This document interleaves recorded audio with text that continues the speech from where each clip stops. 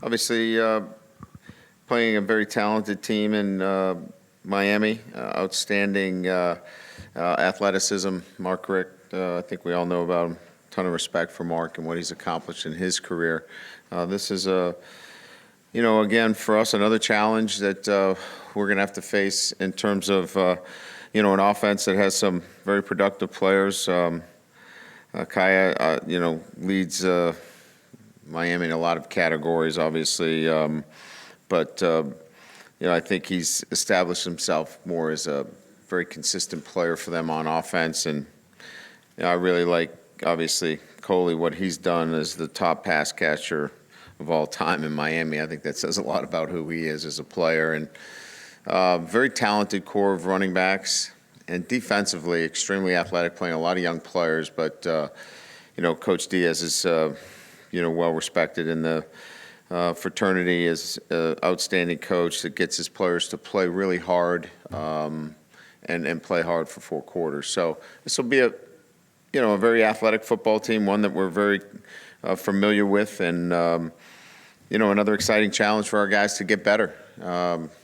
We made some progress. We just haven't been able to close out games, which has been obviously the story this year, and we're going to. It's just a matter of time. We're all frustrated, but the attitude's been great. Our kids have worked hard. They want to win, and we'll find a way to win one of these games, and we'll keep battling until we get one, and hopefully it's this weekend. So with that, we'll open it up to questions. Just raise your hand, guys. I'll bring you the mic. 2 hands right over here. Of course, it's on the far side of the room. Yeah, keep walking. You wouldn't be very good at the hosting job on a... All right.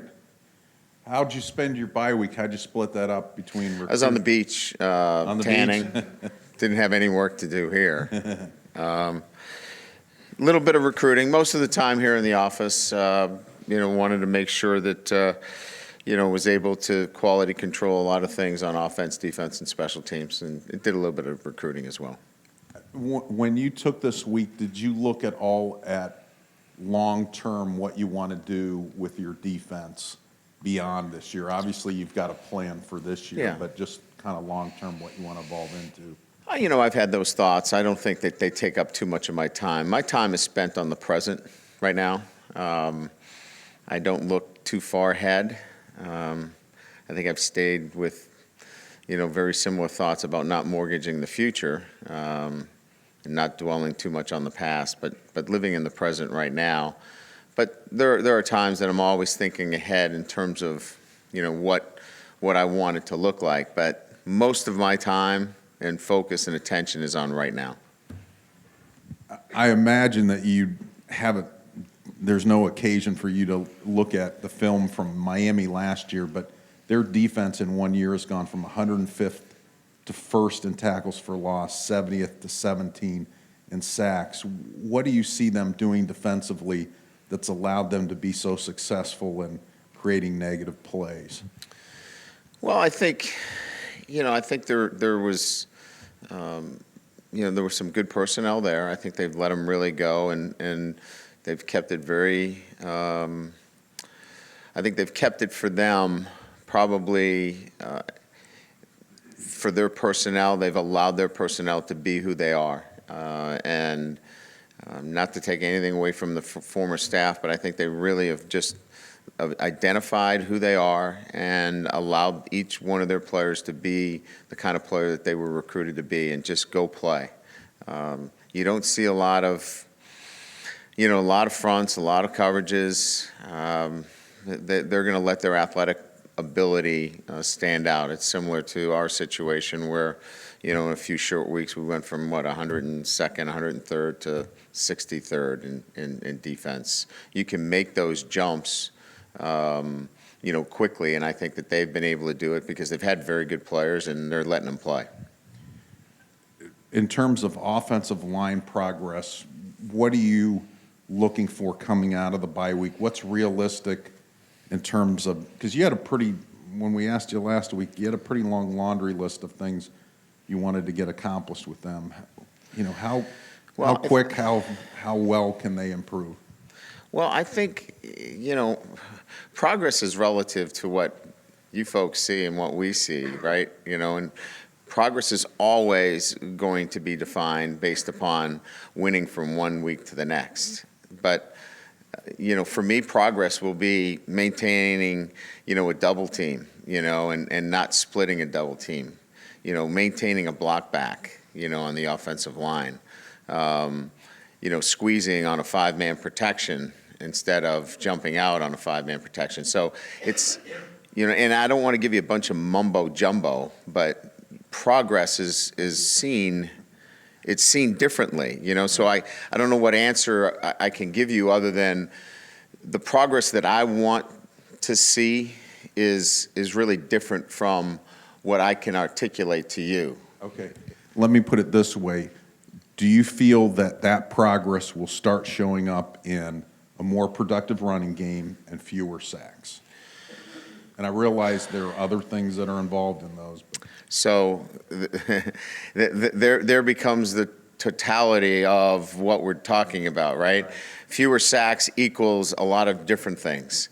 Receivers running the routes at the proper depth, the quarterback getting the ball out of his hands. So, yeah, I think that that's going to happen. But I think it's going to be all of those units coming together. I think for the progress that we all want to see, you're going to see it. I'm going to see it differently, and sustaining some of the things that I need that offensive line to sustain. And that, to me, are some of the fundamentals that we can directly influence on the offensive line specifically. The other things like sacks going down, which you see as being more successful, that's going to happen because all these other units are going to play better as well. Okay. Last one from me. I know that, Troy Pride, you activated him fairly late in the season, and you had your reasons of seeing him on the scout team and so forth. Has he lived up to that expectation? Is he living up to that? And the second part of that is, with a track guy, how do you know when that's going to translate to really good football, and how do you know when he's a track guy? Yeah, good question. I just think that, that guy has to show himself in football games. He did it in the all-star competition. He was, really productive when he played in, higher competition, if you will. So there was a great deal of confidence that that was going to be able to translate. And then when he got here, it took us a little while to really, feel as though he was going to assert himself. I think college, the transition, all those things sometimes keep you from being the kind of player you are. And I think once he started to feel comfortable, his athletic ability and his ability to play showed himself. That's why he was a little bit late in kind of getting involved. And it wasn't because he lacked the football instincts or the ability to play. I think just the transition as a true freshman slowed him down a little bit. Any change in the status of Devin Butler? No change. Are you concerned at all that DeShone Kizer is putting too much pressure on himself, that he's trying to carry the offense on his own? No, I'm not. That's not, one of the conversations that I've had with him in terms of putting too much pressure on himself. I think there's a number of things that are kind of collateral to ineffective play, as an offense, and they're not necessarily on DeShone. And then there are some things that DeShone has to continue to improve on. The development of a quarterback like DeShone it's happening every day. It happens with quarterbacks in the NFL still, and he's in that learning curve. And when I say a learning curve, I don't mean, what's that coverage? I mean fundamentals, mechanics, all those things are happening every day. So I'm not worried that he's putting too much pressure on himself. I just want him to not get frustrated and continue to work and improve on the things that he can control. And how concerned, I think he had 2 interceptions last game. He's had, I think, 1 for every game except the first game. Is that a case of trying to squeeze things in, or a combination of things? I think it's a combination, Tom. I think it's a combination of pressing a little bit, wanting to make some plays, and that's, that's where we have to do a better job of, protecting him. We've got to do a better job of being more specific in routes and knowing where they're going to be. And we've got to be able to help him in those situations. And that doesn't, it doesn't take him off the hook, totally. He's responsible as well, and we all are. I've got to do a better job of putting together a game plan offensively where all those pieces are where they're supposed to be. So he's not grasping, all right, where is my check down? Where's my late add into this route? And so that's on me too. So just to answer your question, I'm not worried about him in that. We've got to do a good job of giving him a game plan where he knows where all the pieces are on a play-to-play basis. And your teams here have been pretty good at home, especially the past 4 seasons. Mm-hmm. Have you been able to put a finger on it? Is there a reason why they haven't been very good this year at home? Yeah, absolutely. It's been a combination of transition. We've obviously made a huge change on defense. Didn't feel like we were going in the right direction there, so I made a change defensively.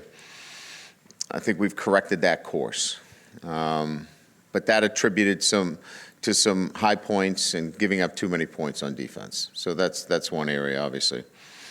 And then offensively, we've been wildly inconsistent in a number of areas on the offensive side of the ball, and those inconsistencies are a product of inexperience and coaching that needed to be probably better adept at managing that situation is the best way I could put it. What do you do at this point? A lot of times motivation comes to different things, big bowl game, national championship, all that stuff. At 2-5, what do you use as a motivation to keep the team, wanting to keep going and wanting to win?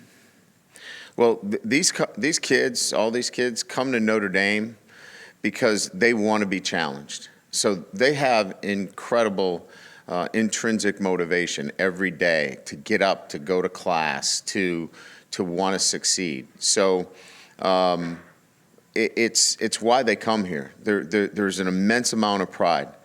They want to freaking win. They want to win. They really don't care whether they get a Visa gift card in the bowl game. I mean, they want to practice more. They want to be with their teammates. They want to be with their guys. They want to win football games. They want to be successful in the classroom. They want to be successful on the football field. And that's why they came here. That's why I'm here.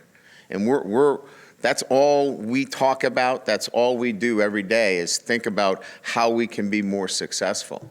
And so there's no carrot there that is really more appealing to us than wanting to win a football game. I know a lot of players don't know a lot about the history of Notre Dame, but they know it's obviously a long history of winning. Only 13, I believe, losing seasons. Is there any factor of not wanting to be among the if things keep going the way they are, this could be one of the historically worst teams of Notre Dame. Do you think that drives the team at all? We don't spend time talking about worst or bad or all-time negative things of that nature. We are who we are. We're 2-5, and we know where we are. So that's not really going to be a solution for us. As I said to you earlier, if I've got to get them motivated to be successful by using you guys don't want to be one of the all-time losingest football teams, then we recruited the wrong guys. These guys got a ton of pride. I don't have to hit them in the nose with a newspaper and remind them of that. And so we don't talk about that. We talk about how do we get a win. You're welcome. Hey, Brian. Yep. What did you learn when you went back to self-scout and looked back on the season of the past week? What did I learn? That we're 2-5 still. And there's reasons for being 2-5, and then there's reasons that you can't explain why you're 2-5. So, you know, we looked at all the numbers, the analytics, we looked at the film, and part of it is it's a tough game. And you got to make plays, and what separates you from winning and losing is a play here and a play there. Other things that are more probably germane to your question, we're down 84 yards per game rushing, which makes a difference. You know, I think that, you know, our third down efficiency has to be better, especially in 3rd and 4 to 7. You know, our ball control situation has to be better now that we're keeping the points down, but we're limiting possessions. We went from 15 possessions early in the season to, you know, this past game we had 4 possessions in the first half. That's like playing an option team. You know, we're going to keep the points down. We're probably not going to get off the field quite as quick as we did earlier in the season. So there's a number of different things that we have to alter and change how we address game management. But by and large, any adjustments that are made internally about installation, practice organization, things that you really wouldn't see, but we're trying to get to the end, and that is win more football games. Are those things you think that can be rectified quickly, or is it going to take a while? No, I think there are some things that we can do to help out the efficiency, just like we did on defense. I think we can help out the efficiency on offense quickly. And then how have you seen Niles Morgan kind of evolve as one of the team's leaders over the years? You know, I don't know that Niles hasn't changed a lot, you know, in my dealings with him. I think he's becoming a little bit more comfortable. He's not somebody that enjoys getting up in front of a group. I had to kind of push him in front for the last pep rally to get up and speak. He's not that kind of guy. He never has been. But I think what I see with him more than anything else is he's not afraid to hold his teammates accountable, and he'll speak up from that standpoint. But he's tough. He's committed.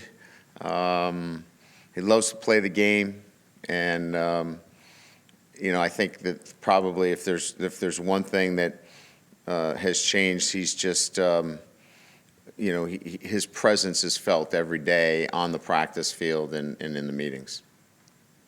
Yeah.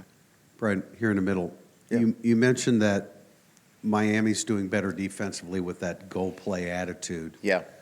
How do you make a team pay for that type of approach?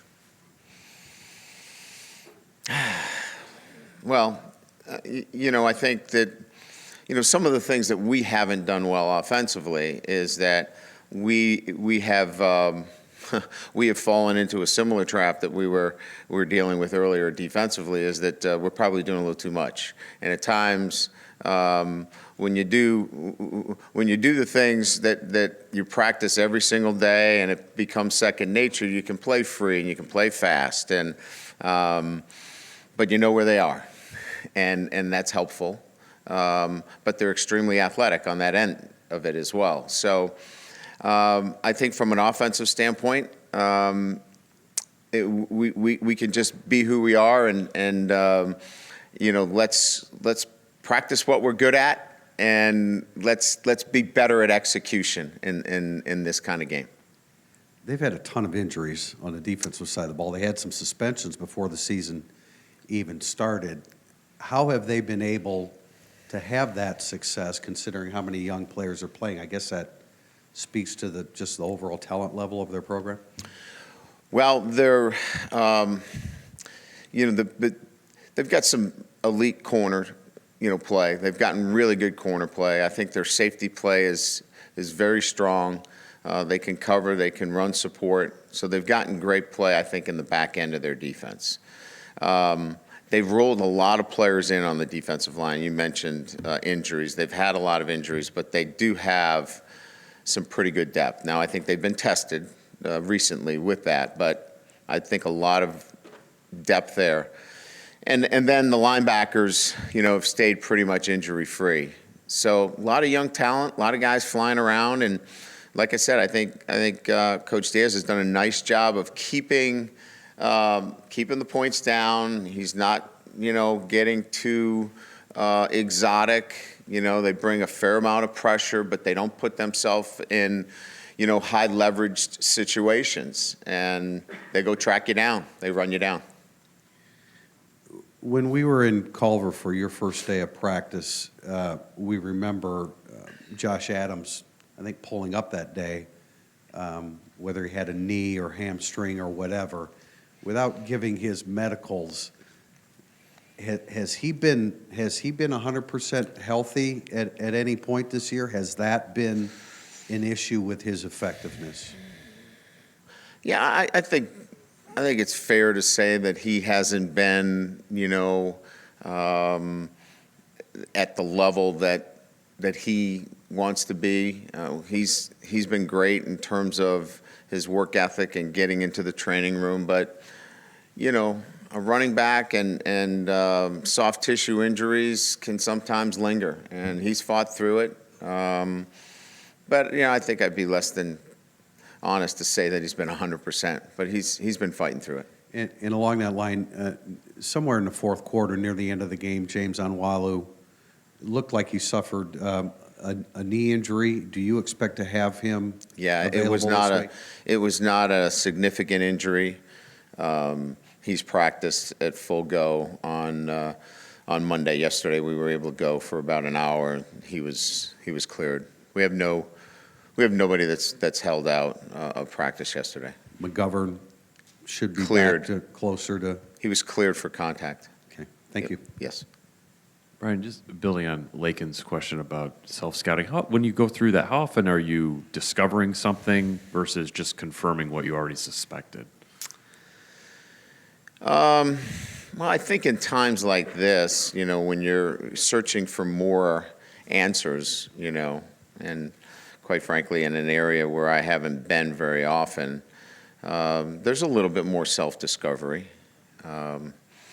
So I think, and I was looking at a lot of things. I was looking at special teams, defense, defensive efficiencies, red zone, things of that nature. And then to the point where I was actually going back and looking at sequencing and play calling and all of those things. So I think it was, just at the state that you're in, you're not leaving any stone unturned from that standpoint. And you sort of tweaked your practice a little bit. Yeah. A couple weeks ago, third down, red zone. Do you is that going to be the new format moving forward? Or do you go back to No, something I else? think that emphasis needs to continue. I think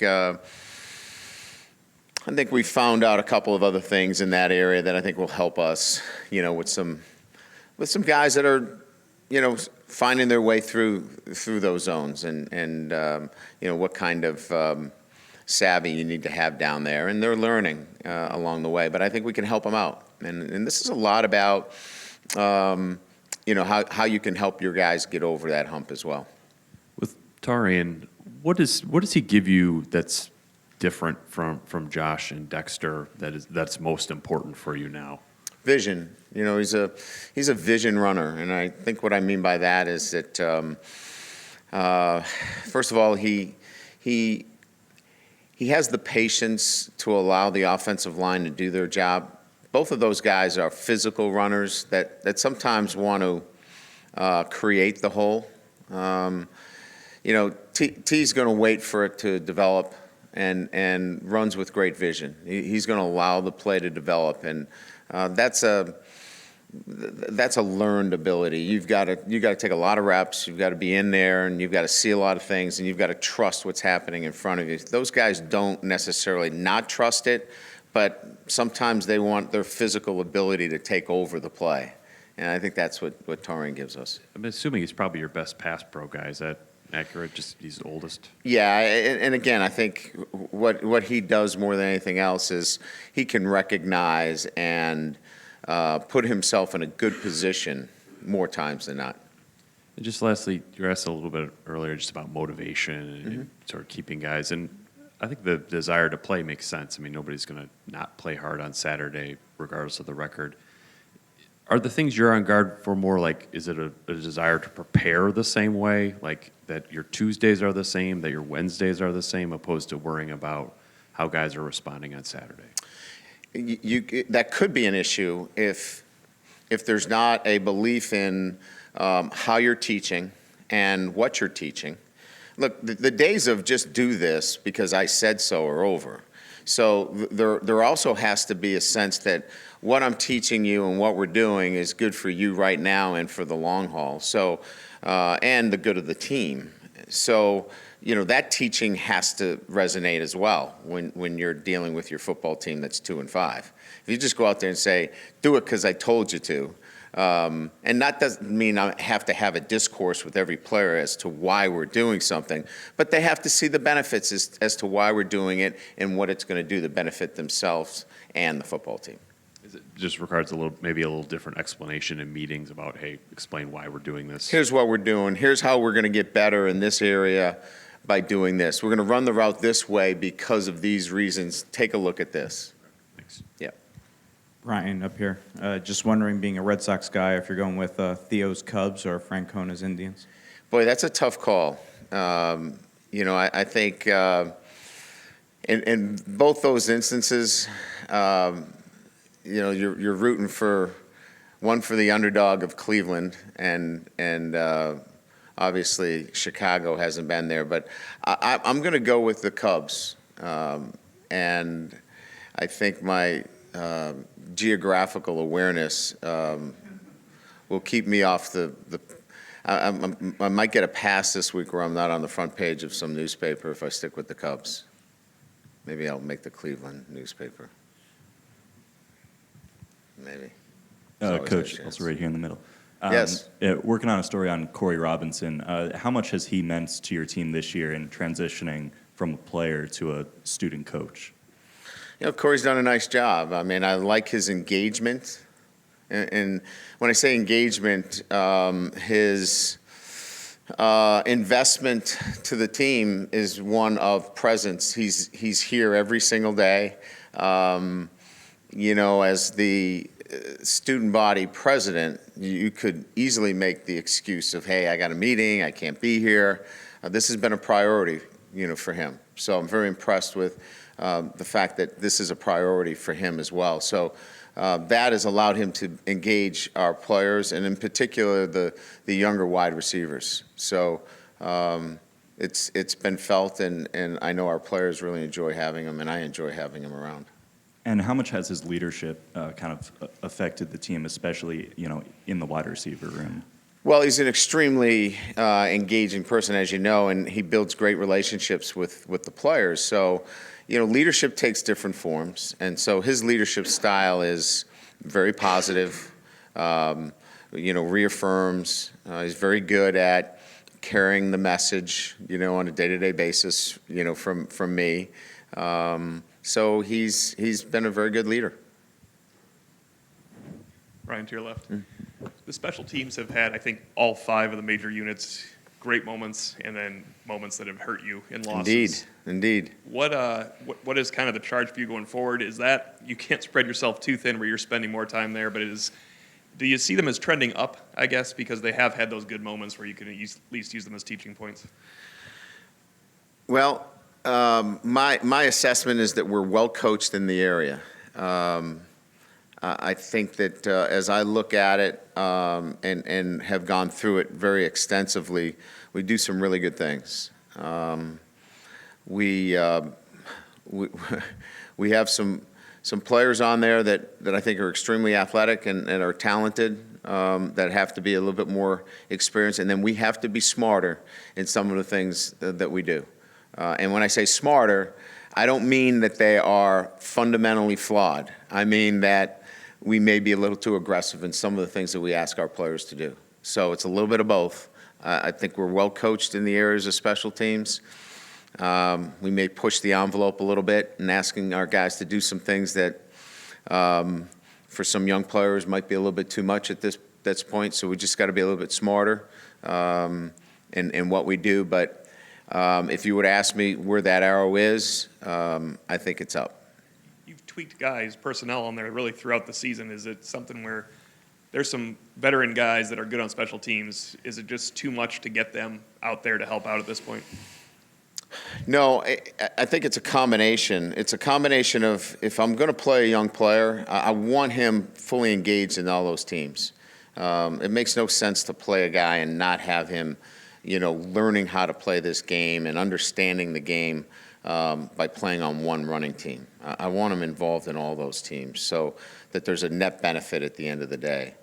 And then there's certain players that just have a great knack for some of the jobs on special teams. But we've done a little bit of everything. I think we've added some veterans at times. One thing we haven't done is, and this is a testament to our guys, nobody's begged off special teams. There hasn't been that, hey, I play on defense or I play on offense. They all want to be involved. Brian, Zaya, what do you see as his strengths? I'm sorry, who? The Miami quarterback, his strengths. Well, he runs the system very well. He can go from direct snap to shotgun. There's a little bit of everything that he can do. He can run a little bit of zone read. He's not going to kill you with it, but he keeps you off balance. He's a guy that likes to push the ball down the field. I mean, his numbers speak for themselves. He's a veteran quarterback. He's probably the most veteran quarterback that we've played up to this point in terms of experience. So an experienced quarterback in college football, I mean, that's hard to find today with as many starts that he has. So I would say that that's probably the number one strength, an experienced college quarterback. Has Mark also kind of let him go, let him be him, as you said earlier, or? No, I would say that there's a tight rein there in terms of what they're doing offensively. I mean, there's a specific pattern to what they're doing offensively, and I think that their system works very well. They've got talented receivers, they've got a talented running back, and they put themselves in good position. But no, this isn't grab bagging all over the place.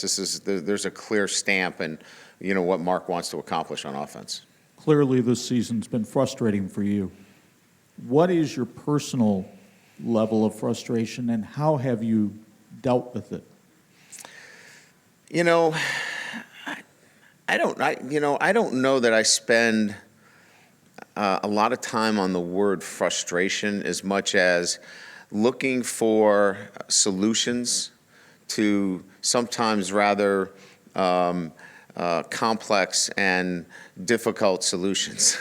And when I say complex, I don't mean, things that can't be accomplished, but that take time, and we don't have time. Nobody has time in our society. Nobody has time, if you're a Notre Dame fan, to wait for us. And I get that. And I'm not here to be in front of anybody to ask for time. But I don't think frustrated is. It's just you have to be every single day. You have to be clear on your communication and what you want to accomplish. And sometimes you have to make sure and check yourself and your staff that they avoid all the noise because there's a lot of noise around this place. Hey, Brian, kind of building off of that, last week Jack was quoted as saying that you will lead this team out of the tunnel opening day next year. Just what was your reaction to hearing and receiving that type of support? Well, I was disappointed, actually. But anytime that your athletic director has to come out and say that, you would, as a head coach, you're disappointed that, any kind of comments like that have to be made. So I didn't ask him. That was his decision. But I clearly understand, what he was doing. He was probably sick and tired of being sick and tired too. But for me, it's disappointing. Certainly that you have to make those comments. Brian, I want to ask about the injuries. through the Stanford game, I'm sure there's some guys are banged up, needed a little bit of time, whatever. We have nobody banged. We are the healthiest football team in America. We have nobody hurt. I'm telling you, we have nobody hurt. And your handicap is down to 6? 4. Oh. Played all week and went to the beach. Who took most advantage maybe of having a few extra days and getting some rest and not taking some hits? Probably Josh Adams. Getting him off his feet, getting him in the training room. I think he's going to benefit greatly from the week. And we had a lot of miles on Cole Luke. He'd been playing a lot of football. I think some of the skill guys, in particular, benefited. Equinemius St. Brown with a lot of volume this year for the first time in his career.